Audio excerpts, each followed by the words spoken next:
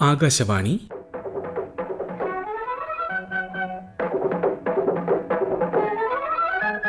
തിരുവനന്തപുരം പ്രാദേശിക വാർത്താ വിഭാഗം അവതരിപ്പിക്കുന്ന വാർത്താ തരംഗിണി.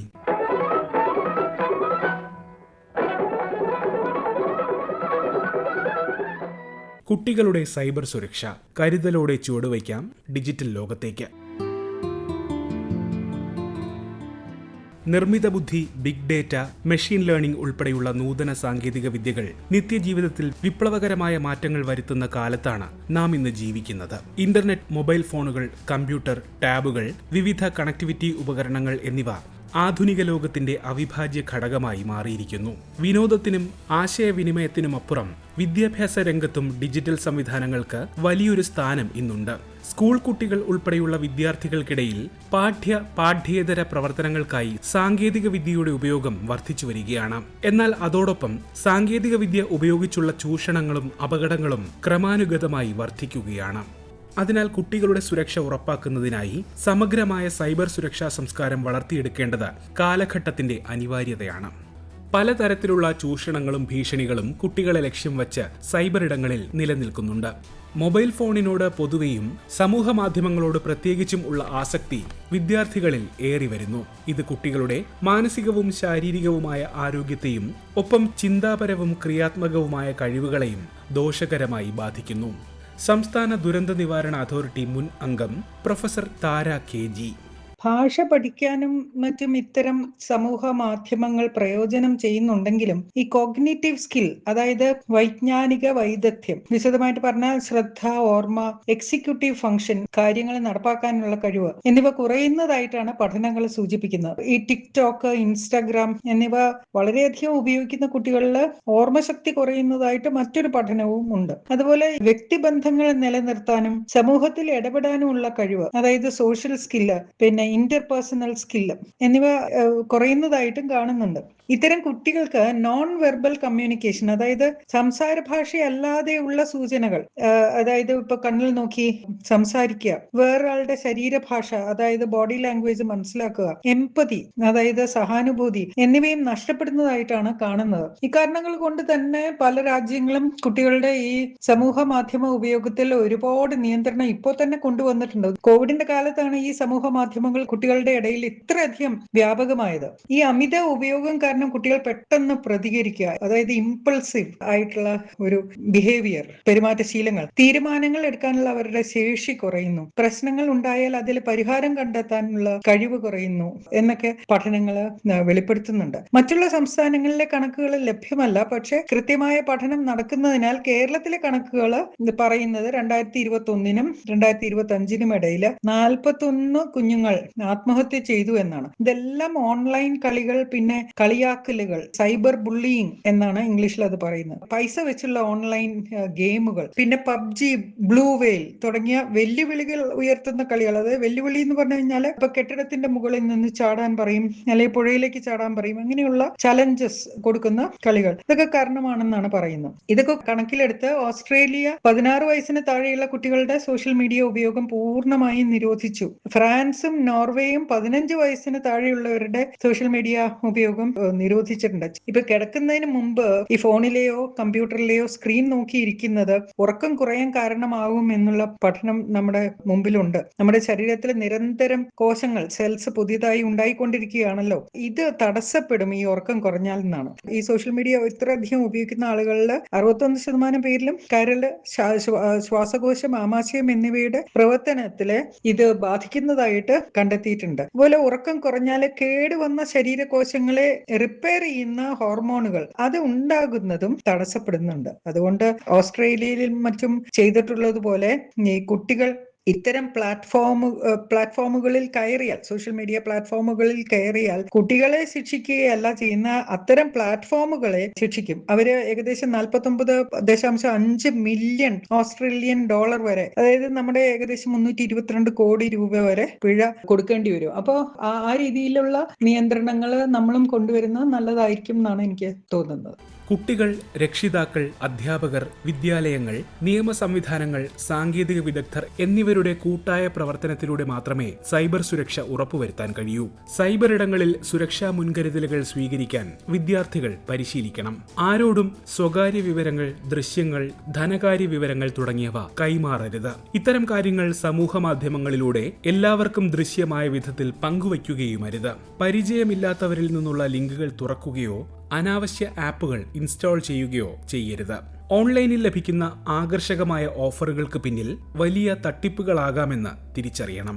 എന്തെങ്കിലും ബുദ്ധിമുട്ടുകൾ നേരിട്ടാൽ ഏതു തരത്തിലുള്ളതുമായിക്കോട്ടെ അവ മറച്ചുവെക്കാതെ മാതാപിതാക്കളെയോ വിശ്വാസമുള്ള അധ്യാപകരെയോ അറിയിക്കണം. വിദ്യാർത്ഥികൾക്കിടയിൽ ഇത്തരം കാര്യങ്ങളെക്കുറിച്ചുള്ള അവബോധം വർദ്ധിക്കുന്നുണ്ട് എന്നത് പ്രതീക്ഷാവഹമാണ്. തിരുവനന്തപുരം കോട്ടൺ ഹിൽ സ്കൂളിലെ 10ാം ക്ലാസ് വിദ്യാർത്ഥിനി ഉമ എസ്. കോവിഡ് കാലഘട്ടത്ത് കുട്ടികൾക്ക് മൊബൈൽ ഫോൺ വേണമായിരുന്നു. അവരുടെ പഠനത്തിനായി മൊബൈൽ ഫോൺ ആവശ്യമായിരുന്നു. കോവിഡ് കാലത്തെ ആ പ്രതിസന്ധി നമ്മൾ മറികടന്നതിന് ശേഷവും അന്ന് കുട്ടികൾക്ക് കിട്ടിയ ആ മൊബൈൽ ഫോൺ കുട്ടികളുടെ കയ്യിൽ ഇപ്പോഴും ഉണ്ട്. അത് കുട്ടികൾക്ക് സ്വന്തമായുള്ള മൊബൈൽ ഫോണും സ്വന്തമായി സാമൂഹ്യ മാധ്യമങ്ങളിൽ അക്കൗണ്ടും ഒക്കെ ഉണ്ട്. അപ്പോൾ പലപ്പോഴും കുട്ടികൾ സാമൂഹ്യ മാധ്യമങ്ങൾ മാതാപിതാക്കളുടെ ഒരു ഗൈഡൻസിൽ അല്ലാതെ ഉപയോഗിക്കുമ്പോൾ അവർ പലതരത്തിലുള്ള തെറ്റായ വഴിയിലൂടെ പോകാനും പലതരത്തിലുള്ള ചൂഷണങ്ങൾക്കും അതിക്രമങ്ങൾക്കും ഒക്കെ ഇരയാവാനുമുള്ള സാധ്യതയുണ്ട്. സ്വകാര്യ വിവരങ്ങൾ ചൂഷണം ചെയ്തുകൊണ്ടുള്ള തട്ടിപ്പുകൾ, കൂടാതെ വ്യാജ വീഡിയോകൾ, വ്യാജ വാർത്തകൾ, കൂടാതെ കുട്ടികൾക്ക് നേരെ കമന്റുകളായും ഒക്കെ വരുന്ന ചൂഷണങ്ങൾ, അതിക്രമങ്ങൾ, അങ്ങനെ ഒരുപാട് തരത്തിലുള്ള ചൂഷണങ്ങൾ പ്രത്യേകിച്ചും കുട്ടികളെ അത് സാരമായി തന്നെ ബാധിക്കുന്നുണ്ട്. അപ്പോൾ അത്തരത്തിലുള്ള ചൂഷണങ്ങൾ കുട്ടികൾക്ക് ഉണ്ടാവാതിരിക്കാൻ എന്താണ് നമുക്ക് ചെയ്യാനായി സാധിക്കുക? കുട്ടികൾക്ക് സാമൂഹ്യ മാധ്യമങ്ങൾ എങ്ങനെ കൃത്യമായി ഉപയോഗിക്കണം എന്നുള്ള ആ ഒരു അവബോധമാണ് വേണ്ടത്. ഇന്നത്തെ കാലത്ത് ഒരു കുട്ടിയുടെ കയ്യിൽ നിന്നും ആ കുട്ടിയുടെ മൊബൈൽ ഫോൺ പൂർണ്ണമായും മാറ്റിവെക്കുന്നത് ഒരിക്കലും അത് പ്രായോഗികമായ ഒരു തീരുമാനമല്ല. കാരണം എന്താണെന്ന് വെച്ചാൽ അത് കുട്ടിയുടെ ആ ഒരു എഡ്യൂക്കേഷനെ തന്നെ, കുട്ടിയുടെ വിദ്യാഭ്യാസത്തെ തന്നെ തകർക്കുന്ന ഒരു തീരുമാനമായിരിക്കും അത്. അപ്പോൾ അതിന് പകരം കുട്ടിക്ക് മൊബൈൽ ഫോൺ കൊടുക്കുകയും അതിലുള്ള സാമൂഹ്യ മാധ്യമങ്ങൾ എങ്ങനെയാണ് ചൂഷണങ്ങൾക്കും അതിക്രമങ്ങൾക്കും ഒന്നും ഇരയാവാതെ കൃത്യമായി ഉപയോഗിക്കാനായി സാധിക്കുക എന്നുള്ള ആ ഒരു അവബോധം കുട്ടികൾക്ക് വീട്ടിൽ നിന്നും വിദ്യാലയത്തിൽ നിന്നും ഒക്കെ നൽകണം എന്നുള്ളതാണ് എൻ്റെ അഭിപ്രായം. ഇപ്പൊ ഇന്നത്തെ കാലത്ത് എല്ലാവരും ഡിജിറ്റൽ ലോകത്തിന് അടിമപ്പെട്ടിരിക്കുകയാണ്. കുട്ടികൾ അഡിക്റ്റ് ആണ്. അതുപോലെ തന്നെ മാതാപിതാക്കളായാലും നമ്മുടെ മുതിർന്നവരായാലും എല്ലാവരും അഡിക്റ്റ് ആണ്. ഒരു കുട്ടി ഇടപെടുന്നത് 3 സമൂഹങ്ങളിലാണ്. ഒന്ന് കുട്ടിയുടെ കുടുംബം, ഒന്ന് വിദ്യാലയം, ഒന്ന് പൊതുസമൂഹം. ഈ 3 സമൂഹത്തിലും പലപ്പോഴും ഒരു കുട്ടി നേരിടുന്നത് അവഗണനയാണ്.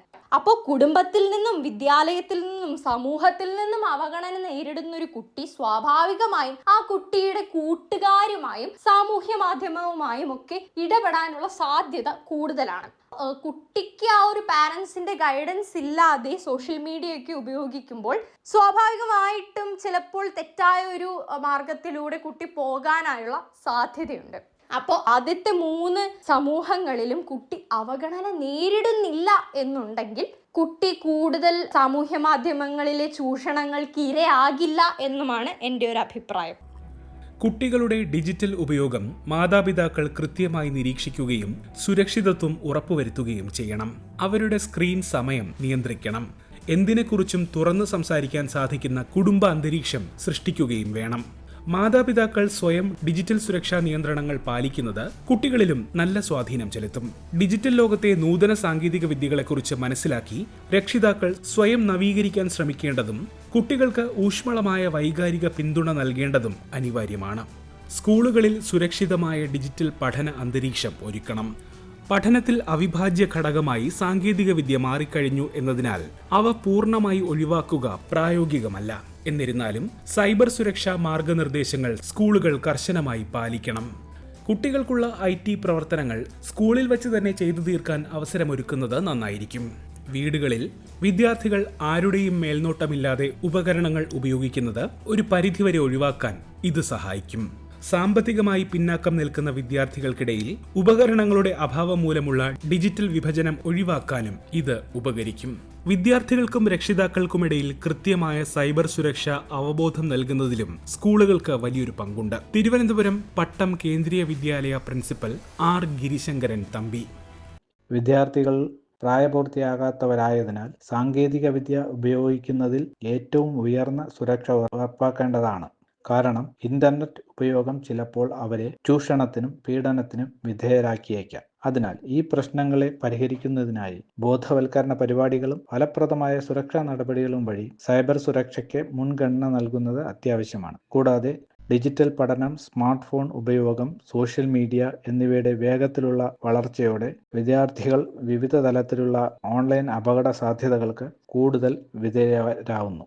പല വിദ്യാർത്ഥികളും അറിയാതെയാണ് തങ്ങളുടെ ലൊക്കേഷൻ, ഫോട്ടോകൾ, സ്കൂൾ വിവരങ്ങൾ പോലുള്ള വ്യക്തിഗത വിവരങ്ങൾ പങ്കുവയ്ക്കുന്നത്. ഇതുവഴി സ്വകാര്യതാ പ്രശ്നങ്ങൾ ഉണ്ടാവുകയും ഫിഷിംഗ്, ഐഡന്റിറ്റി തട്ടിപ്പ്, ഓൺലൈൻ തട്ടിപ്പ്, ഹാക്കിംഗ് എന്നിവയുടെ ഇരയാവുകയും ചെയ്യാം. ബോധവൽക്കരണം വിദ്യാർത്ഥികളെ ഉത്തരവാദിത്വമുള്ള സാങ്കേതിക ഉപയോക്താക്കളാക്കാൻ സഹായിക്കുന്നു. വിദ്യാർത്ഥികൾക്കും മാതാപിതാക്കൾക്കും അധ്യാപകർക്കുമായി സൈബർ സുരക്ഷാ ബോധവൽക്കരണ ശില്പശാലകൾ സംഘടിപ്പിക്കാം. സൈബർ സുരക്ഷയും ഡിജിറ്റൽ നൈതികതയും സ്കൂൾ തലത്തിൽ തന്നെ പാഠ്യപദ്ധതികളിൽ ഉൾപ്പെടുത്തുന്നതിലൂടെ ഈ വിഷയങ്ങളെക്കുറിച്ചുള്ള അവബോധം വർദ്ധിപ്പിക്കാം. വിദ്യാർത്ഥികളെ സൈബർ സുരക്ഷയെ ആസ്പദമാക്കി വിവിധ സൃഷ്ടിപരമായ പ്രവർത്തനങ്ങളിൽ ഏർപ്പെടുത്താനും കഴിയും. സ്കൂളുകളിൽ സൈബർ സേഫ്റ്റി കമ്മിറ്റി രൂപീകരിച്ച് റിപ്പോർട്ട് ചെയ്യുന്നതിനും പിന്തുണ നൽകുന്നതിനുമുള്ള സംവിധാനം ഒരുക്കാം. ഇതിലൂടെ സൈബർ ബുള്ളിയിങ് അല്ലെങ്കിൽ ഓൺലൈൻ പീഡനം സംബന്ധിച്ച് കുട്ടികൾക്ക് രഹസ്യമായി പരാതി നൽകാനുള്ള സൗകര്യം ലഭിക്കും. കുട്ടികൾക്ക് നേരെയുള്ള സൈബർ കുറ്റകൃത്യങ്ങളെ തികഞ്ഞ ഗൗരവത്തോടെ തന്നെയാണ് ലോകമെമ്പാടുമുള്ള നിയമ സംവിധാനങ്ങൾ കാണുന്നത്. അവ തടയാൻ ശക്തമായ നിയമങ്ങളും ചട്ടങ്ങളും നമ്മുടെ രാജ്യത്തുൾപ്പെടെ നിലവിലുണ്ട്. സൈബർ കുറ്റകൃത്യങ്ങൾക്ക് പിന്നിലുള്ളവരെ പിടികൂടി നിയമത്തിന് മുന്നിൽ കൊണ്ടുവരിക, അവയെ പ്രതിരോധിക്കാനുള്ള നടപടികൾ സ്വീകരിക്കുക എന്നതിലാണ് നിയമ സംവിധാനങ്ങൾ ശ്രദ്ധ കേന്ദ്രീകരിക്കുന്നത്. കുട്ടികൾക്കിടയിൽ ഡിജിറ്റൽ ആസക്തി കുറയ്ക്കുന്നതിനും സൈബർ സുരക്ഷയെക്കുറിച്ച് അവബോധം സൃഷ്ടിക്കുന്നതിനുമുള്ള പ്രവർത്തനങ്ങളും നിയമ സംവിധാനങ്ങൾ ഏറ്റെടുത്ത് നടപ്പിലാക്കി വരുന്നു. Kerala police cyber operations SP Ankit Ashokan. കുട്ടികളുടെ സ്റ്റുഡൻസിന്റെ ഒരു 360 ഡിഗ്രി ആയിട്ടുള്ളൊരു സൈബർ സേഫ്റ്റി എക്കോസിസ്റ്റം ക്രിയേറ്റ് ചെയ്യുക എന്നുള്ളതാണ്. ഒരു ഫ്രെയിം വർക്ക് ക്രിയേറ്റ് ചെയ്തിട്ടുണ്ട്. ഒരു ഡിജിറ്റൽ സേഫ്റ്റിക്ക് വേണ്ടി പേരൻസ് കുട്ടികളോട് എങ്ങനെയാണ് ഇന്ററാക്ട് ചെയ്യേണ്ടത്, ടീച്ചേഴ്സ് എങ്ങനെയാണ് ഇന്ററാക്ട് ചെയ്യേണ്ടത്, ഒരു ജനറൽ എഡ്യൂക്കേറ്റർ എങ്ങനെയാണ് ചെയ്യേണ്ടത് എന്നുള്ള രീതിയിലാണ് ഇത് വിഭാവന ചെയ്തിരിക്കുന്നത്. പിന്നെ ഇതൊരു വർഷം നീണ്ടു നിൽക്കുന്ന പ്രോഗ്രാം ആയതുകൊണ്ട് അതിനകത്ത് ഓരോ ആക്ടിവിറ്റീസ് ചെയ്തിട്ട് കുട്ടികളെ റെക്കഗ്നൈസ് ചെയ്ത് സൈബർ സ്റ്റാറുകളായിട്ട്, പിന്നെ ഓരോ സ്കൂളിൽ സൈബർ ക്യാപ്റ്റനായിട്ട് തിരഞ്ഞെടുക്കുകയും അവരുടെ ഒരു സമ്മിറ്റ് അല്ലെങ്കിൽ ഒരു കോൺക്ലേവ് പോലെ നടത്താനുമാണ് ഉദ്ദേശിക്കുന്നത്. സ്റ്റുഡന്റ് പോലീസ് കേഡറ്റ് പ്രോഗ്രാം നടക്കുന്ന 1100 സ്കൂളുകളിലേക്ക് ടാർഗറ്റ് ചെയ്തുകൊണ്ടാണ് നമ്മൾ ചെയ്യുന്നത്. 230 കൗൺസിലേഴ്സ്, സൈക്കോ സോഷ്യൽ കൗൺസിലേഴ്സ്, പിന്നെ തെറാപ്പിസ്റ്റുകളൊക്കെ കേരള പോലീസിന്റെ പല ടീമുകളുമായിട്ട് DCRC കൂട്ട് ഒക്കെ ഉണ്ട്. അവരെ കൂടെ യൂസ് ചെയ്തിട്ട് അവരെയും കൂടെ അവർക്ക് കുട്ടികളുമായിട്ട് ഇന്ററാക്ട് ചെയ്യുന്ന സമയത്ത് സൈബർ സേഫ്റ്റിയെ പറ്റി പറയാനും പഠിക്കാനുമുള്ള ടൂൾസ് കൊടുത്ത് അവരെ കൂടെ യൂസ് ചെയ്തിട്ടാണ് ഇത് നമ്മൾ കുട്ടികളിലേക്ക് എത്തിക്കുന്നത്. പിന്നെ അതുപോലെ തന്നെ മറ്റ് ഏജൻസികളുമായിട്ട് നമ്മൾ കോർഡിനേറ്റ് ചെയ്യുന്നുണ്ട്. അതായത് കുറേയധികം NGOs ഉണ്ട് ഈ സെക്ടറിൽ വർക്ക് ചെയ്യുന്ന, അവരുമായിട്ട് കോർഡിനേറ്റ് ചെയ്യുന്നുണ്ട്. Indian cyber crime coordination centre ഉണ്ട്, I4C. അവിടുന്ന് കിട്ടുന്ന അഡ്വൈസറികൾ, അവിടുന്ന് കിട്ടുന്ന കപ്പാസിറ്റി ബിൽഡിംഗ്, അതുപോലെ തന്നെ റിസോഴ്സസിന്റെ ഹെൽപ്പ് ചെയ്തിട്ട് ഇത് പ്രോഗ്രാം മുന്നോട്ട് കൊണ്ടുപോകുന്നുണ്ട്. അതുപോലെ തന്നെ മറ്റ് ഡിപ്പാർട്ട്മെന്റുകളുമായിട്ട് സഹകരിച്ച് മുന്നോട്ട് പോകാനുള്ള ശ്രമങ്ങൾ നന്നായിട്ട് ചെയ്യുന്നുണ്ട്. ഇന്റർനെറ്റിൽ പങ്കുവയ്ക്കുന്ന കാര്യങ്ങൾ പൂർണ്ണമായും മായ്ച്ചു കളയാൻ ഏതാണ്ട് അസാധ്യമാണെന്നും അത് ഭാവിയെ ബാധിക്കുമെന്നും കുട്ടികൾ മനസ്സിലാക്കണം. യഥാർത്ഥ ജീവിതത്തിൽ എന്ന പോലെ ഓൺലൈനിലും മാന്യമായി പെരുമാറാനും നിയമങ്ങൾ പാലിക്കാനുമുള്ള സംസ്കാരം അവരിൽ വളർത്തിയെടുക്കണം. സാങ്കേതികവിദ്യ ഒരു വെല്ലുവിളിയല്ല. ശരിയായി ഉപയോഗിച്ചാൽ വ്യക്തിത്വ വികാസത്തിന് അത് വലിയൊരു ചാലക ശക്തിയാണ്. സൈബർ സുരക്ഷ എന്നത് വ്യക്തിപരമായ അറിവിനപ്പുറം ഒരു സാമൂഹിക ബോധ്യമായി മാറേണ്ടതുണ്ട്. ജാഗ്രതയോടെയും അവധാനതയോടെയും സൈബർ ലോകത്തെ സമീപിക്കാൻ വിദ്യാർത്ഥികളെ പ്രാപ്തരാക്കുക എന്നതാണ് പൊതുസമൂഹത്തിന് മുൻപിലുള്ള ഒരേയൊരു മാർഗം.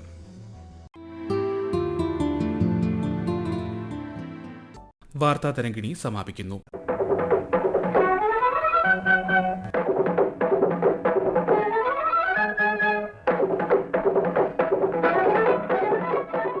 ഏകോപനം ലമി നായർ. തയ്യാറാക്കി അവതരിപ്പിച്ചത് അരവിന്ദ്.